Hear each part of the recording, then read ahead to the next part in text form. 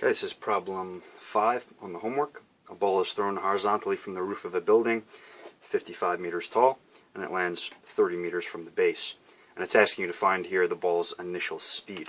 So this is a projectile motion cliff type problem, and first thing you should do in all these problems is always set up your XY chart with all your kinematics variables. So we have change in X, change in Y, initial velocity, acceleration, and time. And the next step would be to find which of these that we know to begin with and fill all of those in. Also, we're going to have to set directions for positive. So in this case, to the right and down would make the most sense. So now that we have that, we'll start by looking at delta X and delta Y, both of which we know. Delta X is 30 meters, and delta Y is 55 meters. Positive because down is positive. Initial velocity in the X is what we're trying to solve for. Initial velocity in the Y direction is 0, because it has not started moving up or down yet. Acceleration in the X direction is 0, because nothing is causing it to accelerate left and right. And the acceleration in the Y direction is 9.81. So that's everything that we know to begin with. What we're looking for here is the initial velocity in the X, and in order to find that using a kinematics equation, we need to know 3 other things.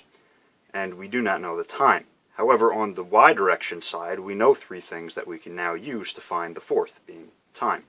Once we know the time that this ball is in the air, then that must be true for both the X and the Y directions, so we could solve that, plug it into this side of the chart, and then again do another kinematics equation to solve for this initial velocity. So the equation that we're going to start with is going to be delta Y is equal to V naught T plus 1/2 AT squared. Plug everything in here, and we have 55 is equal to, this is all 0, because initial velocity is 0. So 1/2 9.81 T squared. Solve that for T, and I don't have a calculator, so I didn't do it, but you're going to get some number. Let's just say here that it's 1.2 seconds. Not the correct answer, but just have a number to work with. So we'll do that, 1.2 seconds.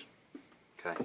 Now we know the time in both the X and Y directions. We can go ahead and do this again for the X direction, and it's going to be the same equation. So delta X in this case is equal to V naught T plus 1/2 AT squared.